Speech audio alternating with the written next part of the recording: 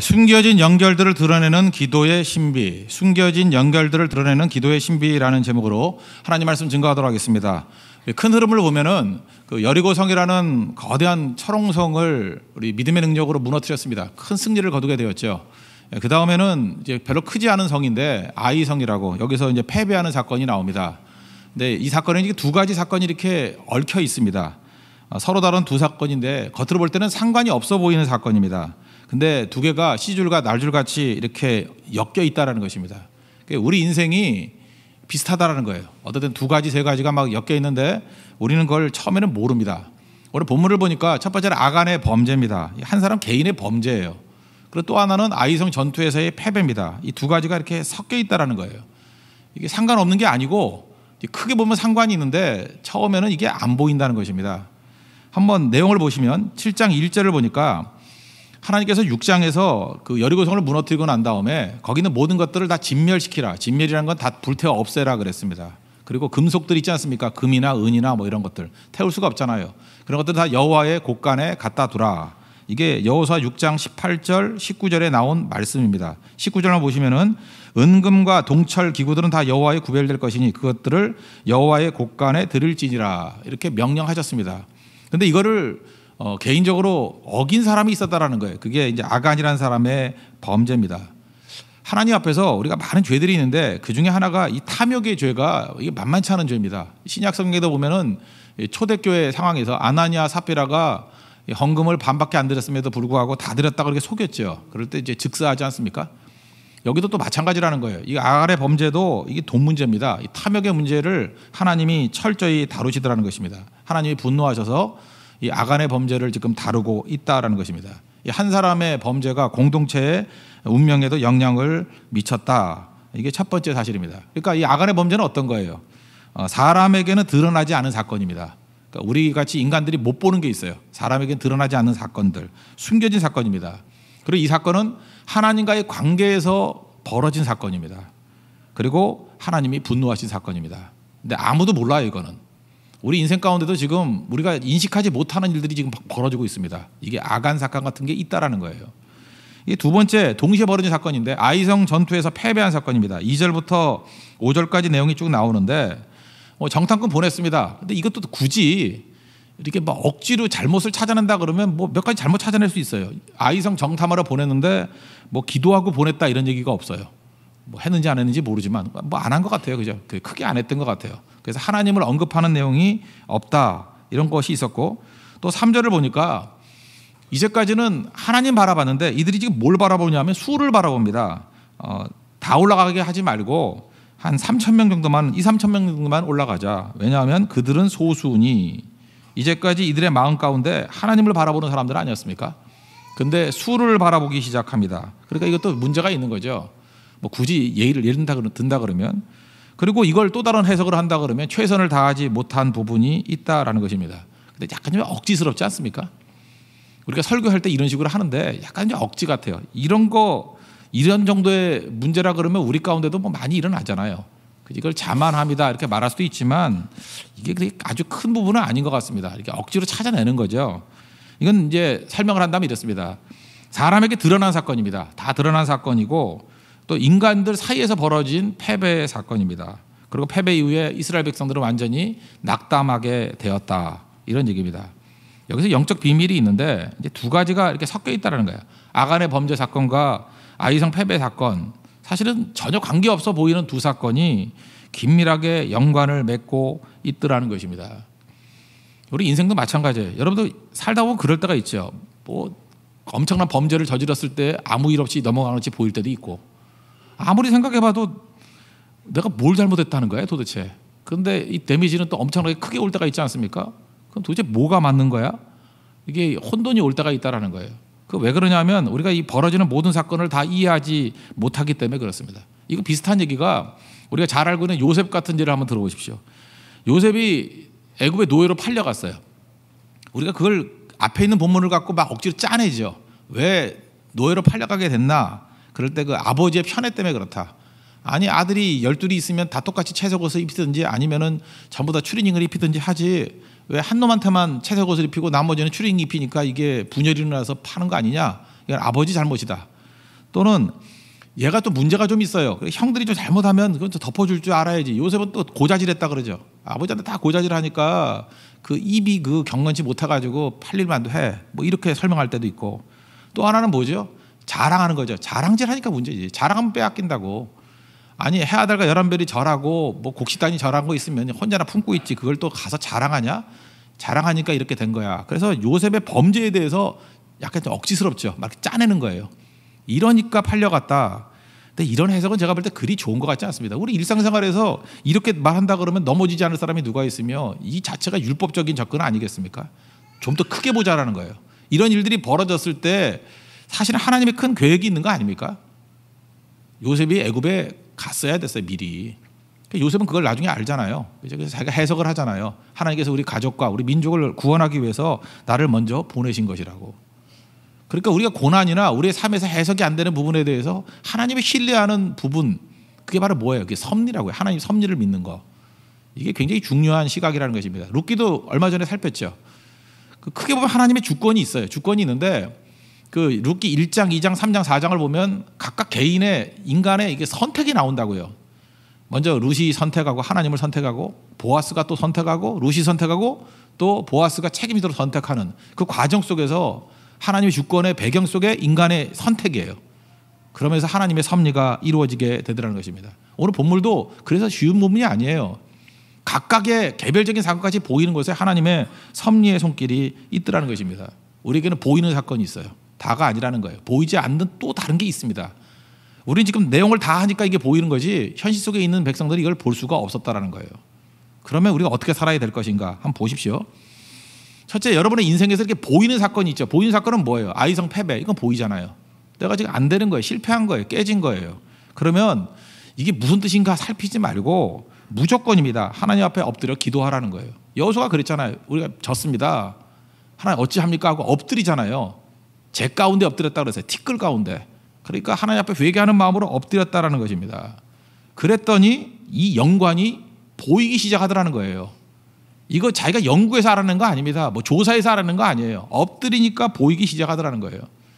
그래서 가장 넓은 시야를 가진 사람은 누구냐? 기도하는 사람입니다. 근데 기도를 누가 하느냐? 이렇게 걸림돌에 넘어진 사람이 기도하게 돼 있어요. 몸이 아프면 기도합니다. 여기 보면 건강한 사람이 기도할 것 같이 보이는데 그렇지 않아요. 몸이 아픈 사람이 기도하고요. 돈 있는 사람은 기도 참 힘들어요. 그래서 돈 있는 사람이 기도한다 그러면 참 위대하게 보입니다. 그거 쉽지 않아요. 돈 없어야 기도가 나와요. 그죠? 새벽 기도도 보면은 다 돈 없는 사람들이 나와요. 돈 있는 사람들은 새벽 기도도 이제 없어질 때 나올 거예요. 예. 되게 이제 그렇다라는 것입니다. 중요한 게 뭐예요? 이게 보이는 거거든요.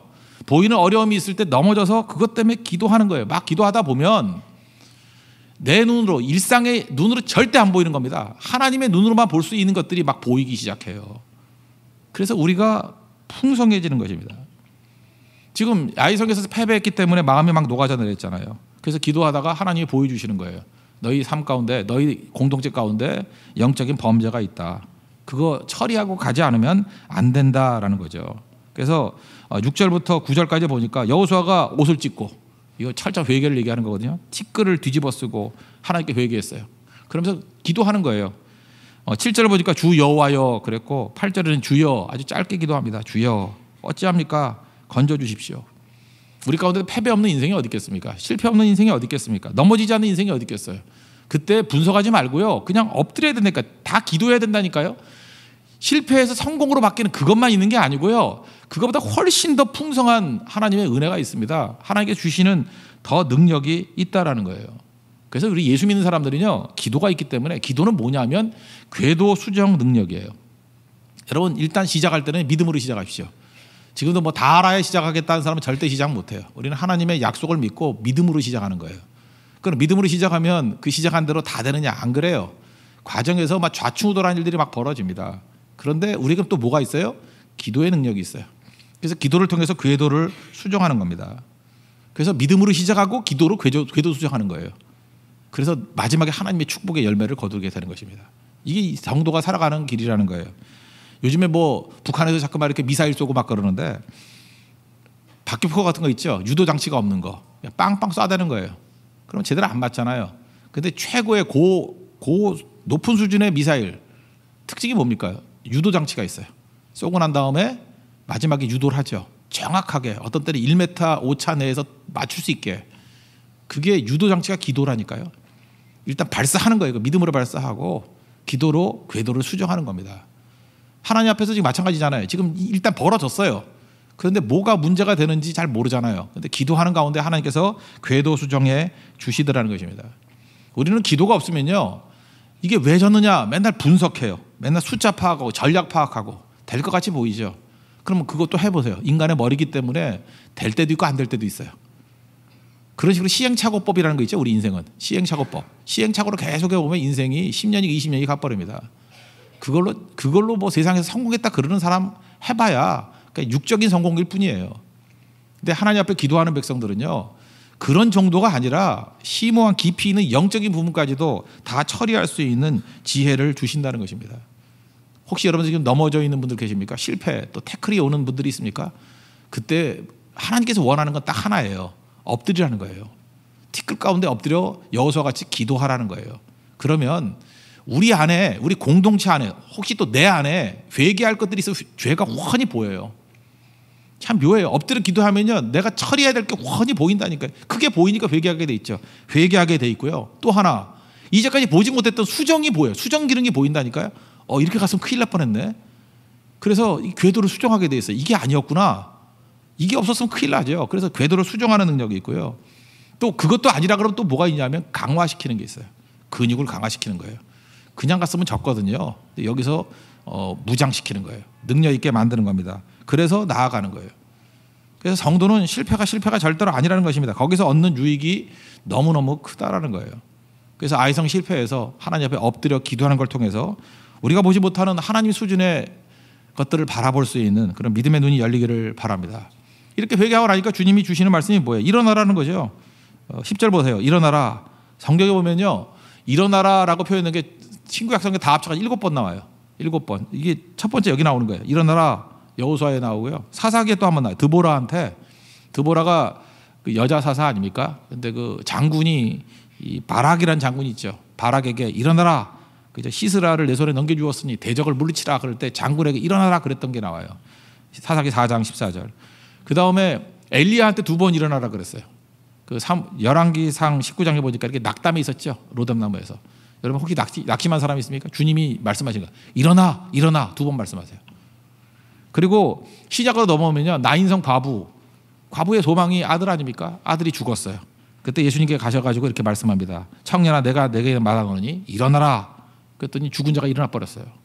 혹시 여러분들 청년 가운데 이렇게 다 심신이 죽어 있는 사람도 있습니까? 주님이 오늘 일어나라 말씀하십니다. 일어나면 되는 거야. 일어나라. 그 다음에 사도 베드로가 안진뱅이 만났을 때, 성전 미문에서 안진뱅이 만났을 때, 은과 금은 내게 없거니와 내게 있는 것을 내게 주노니 나사렛 예수 그리스도 이름으로 일어나라. 그래, 걸어라 그랬잖아요.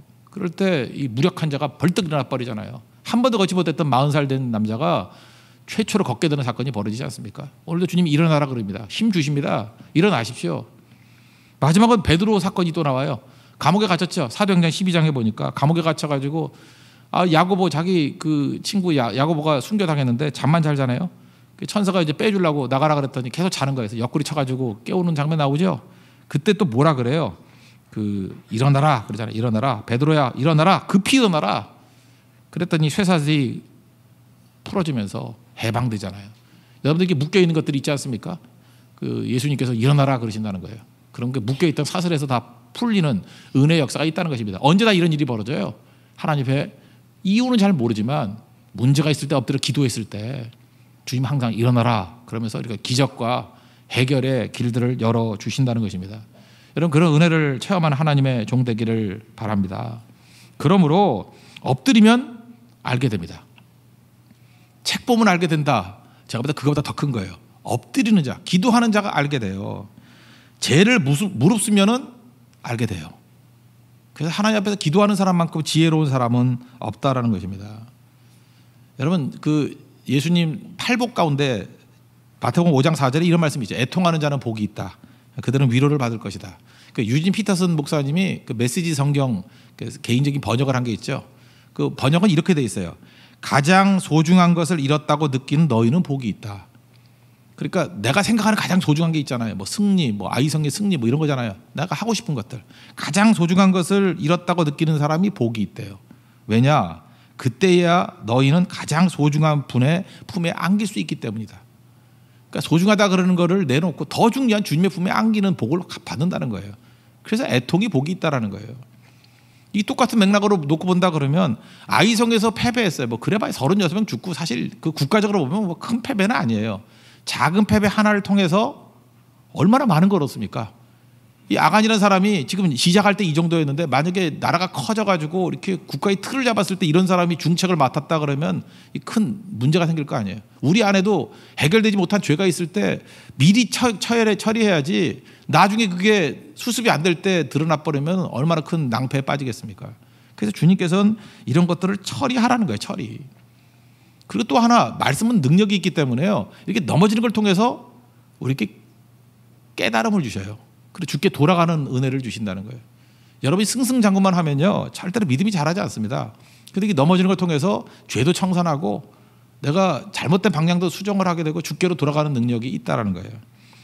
찬송가 28장, 옛날에도 28장이고 바뀐 찬송도 28장. 항상 28장은 복의 근원 강림하사예요. 복의 근원 강림하사 아시죠? 그 예배 드릴 때마다 각 교회마다 맨날 부르는 찬송이에요. 이따가 한번 찬양해 볼까요? 이 찬양을 만든 사람이 로버트 로빈슨이라는 사람인데요. 조지 피필드라고 있죠. 그 각성운동을 할 때 조지 피필드 목사님의 설교를 듣고 회심한 사람이에요. 되게 능력 있는 사람이에요. 은사가 있었어요. 그래서 복의 근원 강림하사 이거 노래 만들었거든요. 찬송가 짓고 얼마나 많은 사람들에게 은혜를 끼쳤는지. 아마도 예배 시작할 때 아마 전국 교회의 3분의 1 정도는 복의 근원 강림하사로 시작할걸요. 이거 굉장히 많이 부르는 찬양인데 그러다가 이 사람이 또 교만해졌어요. 하나님의 은혜를 너무 많이 받아가 잘 되니까. 그래서 막 승승장구하니까 자꾸 소원해지고 하나님 말씀을 떠나게 되고 그랬다는 거예요. 근데 하나님이 놔두겠어요? 이 사랑하는 백성인데 폭삭 망했어요. 폭삭 망해가지고 아이성 패배 같은 일이 벌어졌다고. 진짜 큰 싸움에서 이기고 난 다음에 작은 일에 자만심 때문에 이렇게 넘어졌어요. 마음이 너무 아프니까 무너진 마음 되새기겠다고 여행을 떠났습니다. 어느 마을을 갔는데 우연치 않게 만날 이유가 없는데 어떤 영적인 젊은 여자분을 만났어요. 근데 그분이 너무 낙심해 있으니까 이분에게 제가 찬송으로 위로해 드릴게요 하면서 불러준 찬송이 복의 근원 강림하사예요. 노래를 부르는데 계속 우는 거예요. 그러니까 여자분은 너무 기쁘죠. 자기 찬양을 듣고 막 눈물을 흘리고 회개하니까. 그래서 왜 그러냐고 그러니까 잠깐만 불러주는 거야. 계속 반복해서 그 말을 못하고 하다가 내가 만든 노래인데 그랬다는 거예요. 그죠? 그래서 그것 때문에 다시 돌아오게 됐다는 영적 침체에서 회복이 되고 지금 제가 이렇게 간단히 얘기했지만 이 풀 스토리를 들어보면요 기가 막힌 얘기예요. 하나님께서 이 로버슨에게 이 찬양을 듣게 만들기 위해서 얼마나 많이 섭리의 손길이 있었는지 그래서 결국 그 노래를 듣게 만드는 자리까지 몰아가시는 거예요. 그리고 회복돼서 돌아오잖아요.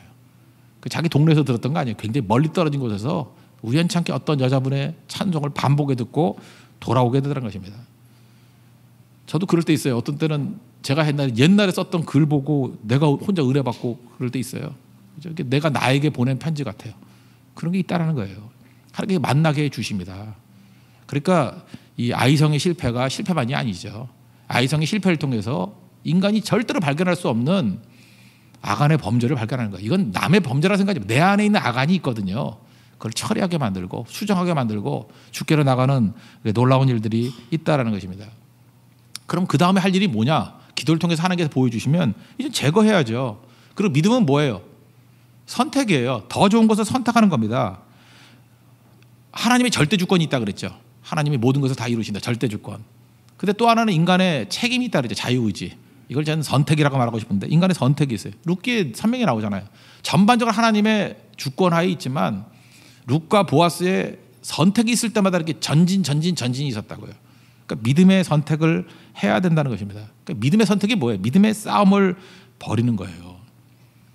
어떤 형제 얘기인데요. 믿는 청년이 이제 군대 갔습니다. 뭐 군대는 아무리 좋아져도 군대인가 봐요. 그죠? 쉽지 않았는데 이제 훈련 받을 때 6주간 훈련 받을 때 신교대에서 훈련 받지 않습니까? 신병교육대에서 50분 훈련하고 10분 쉬는 시간에 거기 또 군대니까 그 담배도 한꺼번에 피는가 봐요. 그래서 담배 일발 장전 그러면 다 이게 문제예요. 발사 그러면 10분 동안 막 바꿔 막 푼대요. 이게 그죠? 장전 발사 그러고 근데 이게 믿는 사람이니까 자기는 안 하겠다 해서 그 시간에 성경 보고, 그러니까 핍박이 있겠죠. 그러니까 너 혼자 유별나다 뭐 그러면서 참 힘들었다는 거예요. 근데 그중에 이 목마른 사람이 또 있잖아요. 핍박 당하는데 정말 하나님이 있냐 비아냥거리고 막 그러더라는 거예요. 근데 그 교육 받다가 한 형제가 그 1년에 한 번 정도 이렇게 몸에 그 송곳으로 찌르시 아픈 일이 있더라는 거예요. 뭐 그 자기 체질이 그럴 수 있겠죠. 막 훈련을 못 받을 정도로. 근데 훈련 때 그게 있으니까 얼마나 힘들었겠어요. 그 찾아왔더라는 거예요.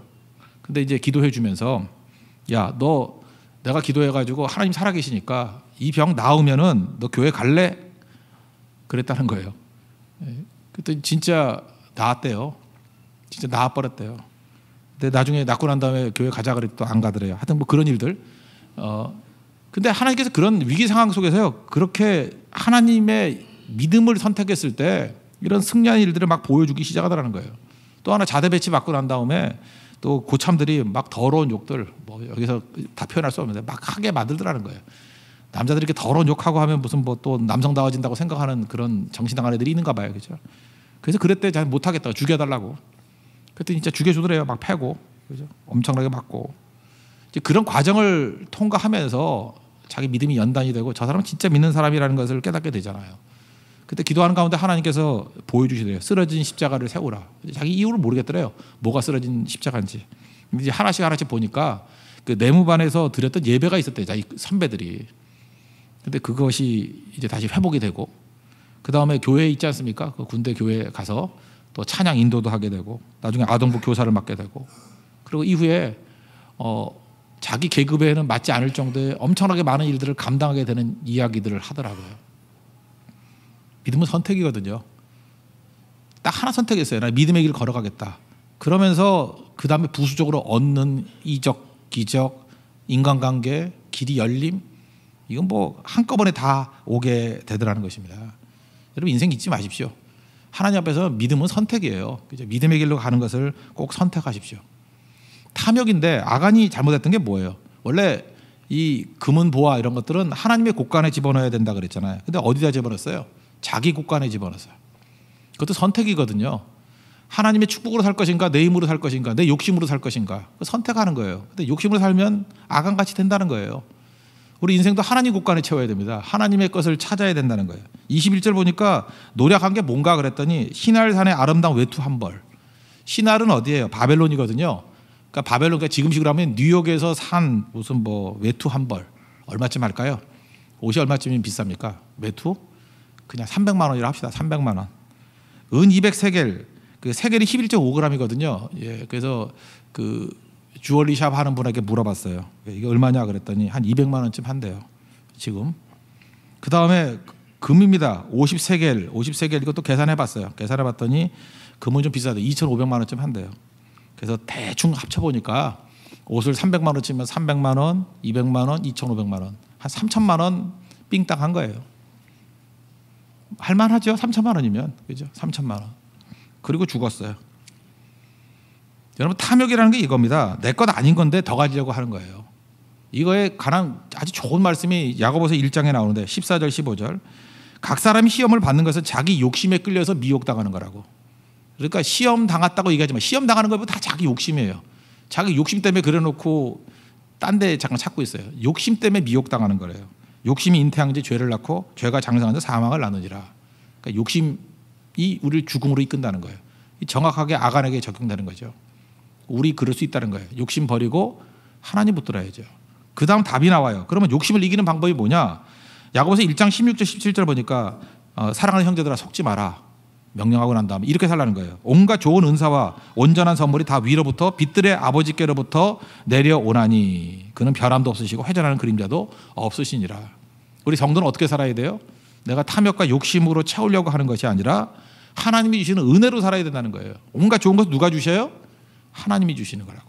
그래서 하나님이 주신 것으로 채울 때 넘어지지 않는다는 것입니다. 실제로 뭐냐, 내가 붙들고 있다고 갖는 게 아니에요. 하나님이 주셔야 내 것이 됩니다. 저도 인생을 살아보니까 그래요. 제가 뭐 추구한 것도 별로 없지만 한동안 제가 되게 인기가 좋았어요. 그거 아세요? 인기도 좋고 뭐 사람도 모여들고 돈도 많고 내가 원했던 적이 없어요. 그런 거. 저는 약간 샤이한 내성적인 사람이거든요. 여러분 몰라서 그렇지 내가 고등학교 때까지만 해도 일주일 동안 말 한마디 안 했던 사람이에요. 사람들하고 이렇게 별로 이렇게 나서는 거 이렇게 나대는 걸 이렇게 썩 좋아하지 않아요. 그걸 아시는 분은 알 거예요. 내가 진짜 안 좋아해 그런 거. 안 좋아하는데 할 수 없이 그렇게 되는 경우가 있어요. 이렇게 뭐 모여드는 경우도 있고. 근데 그 하나님이 주시는 거예요. 그러다가 또 싹 사라지는 때가 있어요. 뭐 아무것도 없을 때가 있다고요. 그러면 주시는 거 하나님이 주시는 것도 하나님이고 거두어 가신 것도 하나님이에요. 그러면 그게 필요해서 그거 갖고 일할 때가 있고요. 그거 없이 또 다른 거 갖고 일해야 될 때가 있다고요. 다 하나님이 쓰시는 방법이 틀린 거라고. 근데 욕심이 뭔지 알아요? 하나님이 주시고 거두어 가는 것에 반발하는 거예요. 내가 필요한 거 내가 주겠다는 거예요. 그래서 하나님이 주시는 거 말고 얻으려고 하는 방법이 두 가지가 있는데 첫째는 염려로 얻으려고 하는 거예요. 염려로 절대로 못 얻습니다. 또 하나는 욕심으로 얻으려고 하는 거예요. 욕심으로 절대로 못 얻습니다. 되게 헤매는 인생들 보면 염려가 많거나 욕심이 많거나 둘 중에 하나예요. 그리고 염려하고 욕심 부리다가 아무것도 못 얻어요. 근데 하나님이 주시는 것만 누리는 인생은 풍성해진다는 것입니다. 이 아간을 보세요. 진멸할 물건 지가 억지로 끌어다가 죽잖아요. 진멸할 물건과 함께 진멸당하잖아요. 근데 하나님이 주시는 거 부어주시면 되는 거죠. 여러분 사람의 인기 얻으려고 사람에게 뭐 그 영향력 얻으려고 그 융통성 있는 척 하지 마세요. 저 사람은 예수 믿지만 융통성이 많아 좋아. 타협한다는 거죠. 뭐 속이 넓어 좋아. 타협이지 뭐. 그러니까 하나님 철저히 믿어보세요. 어떤 때는 핍박당할 때도 있고 그 매도당할 때도 있고 그런 거죠. 믿음이 뭐예요? 선택이라니까요. 믿음작이라고 말하는 히브리서 11장에 나오는 거 두 구절만 보면요. 믿음의 선조 11장 16절 그들이 이제는 더 나은 본향을 사모하며 이 땅이 아니라 본향 사모했다는 거예요. 족장들. 더 나은 본향. 또 모세에 대해서 이렇게 설명해요. 히브리서 11장 25절 보니까 죄악의 날을 사람들과 함께 죄악의 날을 누리는 것보다 하나님 백성과 고난받는 것을 더 좋아하고 그러니까 결국 믿음이 뭐예요? 선택하는 거예요. 15절 보니까 여기 그 아간이 했던 행동에 대해서 망령된 일을 행하였다 이렇게 나와요. 이게 네발라라는 히브리 단어인데 헛똑똑이다 그런 뜻이에요. 또 하나는 바보 같은 짓 했다. 멍청이다. 하나님 주신 거 아닌 걸 가지고 누리려고 할 때 이런 일이 벌어지게 된다는 것입니다. 그래서 우리가 이렇게 태클 넘어졌을 때 우리가 해야 될 일 하나님 옆에 엎드려 기도하면 주님께서 이렇게 확 보여주신다니까요. 그래서 죄악들을 철저히 찾아내서 회개하는 겁니다. 이게 아니다 그러면 철저히 내 안에 아간이 있거든요. 철저히 회개하고 버리는 거예요. 버리는 거. 그리고 내 생각의 창고 안에 있는 뭐 음란함, 부정, 비판, 더러운 탐욕 이거 다 내어놓는 거예요. 여기 하나님의 곡간 그럴 때 이거 또 하나 나오는 거 있죠. 11조 같은 거. 11조도 이거 훔치는 거 아니에요. 하나님 거. 그죠? 이게 내 창고에 들어가 있는 거예요. 그럼 아간같이 되는 거예요. 하나님 앞에 돌려드리는 거죠. 또 사상도 마찬가지. 무신론 이런 거 뭐예요? 하나님 없다 그러는 거. 이게 내 머릿속에 들어있으면 그런 것도 씻어내야 돼요. 무신론적인 사고. 유물론 모든 게 다 물질이다. 영적인 걸 다 부정해버리는 거 이거 지원해버려야 돼요. 범신론 모든 게 다 신이다 하는 것들 아니죠. 하나님만 신이니까 나머지 우리가 다 드려야 될 대상이에요. 이런 사상들 씻어내야 되고요. 진화론 창조 부인하는 거죠. 하나님이 어딨냐 뭐 인간이 다 저절로 된 거다 이거 씻어내야 되고 다신론 모든 게 다 신이다 이거 씻어내야 되고요. 포스트 모더니즘 구원받는 길에 이것저것 다 있다. 예수 외에 또 다른 길이 있다. 이런 것들이 지금 우리 가운데 얼마나 많이 들어와 있습니까? 이게 아간이 아간. 이 철저히 씻어내지 않으면 이 교회가 교회되지 못한다는 것입니다.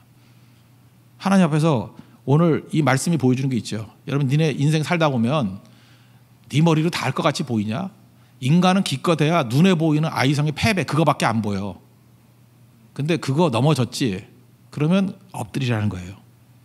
엎드리면 낮아지는 게 아니고요. 가장 높은 곳에서 다 보는 겁니다. 하나님의 시각에서 주님께서 우리를 보여주셔요. 제가 볼 때 제일 먼저 보이는 게 죄예요. 죄부터 보여주면서 회개하게 만들고 길을 보여주셔요. 궤도를 수정하게 만들고 힘을 주셔요. 그래서 우리를 강화시키고 그래서 그것 때문에 더 풍성해진다는 것입니다. 여호수아 7장 없이 8장의 승리 없고요. 7장 없이 그 이후에 성숙됨 없다라는 거예요. 오늘도 우리 삶 가운데 이런 작은 넘어짐들을 통해서 하나님께서 주신 이 풍성함들을 누리는 믿음의 백성 되기를 바랍니다. 두 가지 하면 돼요. 문제가 있으면 기도하라는 거예요. 보이면 제거하라는 거예요. 그런 지혜를 얻는 하나님의 거룩한 종 되기를 축원합니다. 모두 자리에서 일어나겠습니다. 우리 자기가 지은 찬양에 자기가 회심하고 돌아왔던 찬양 한번 합시다. 28장.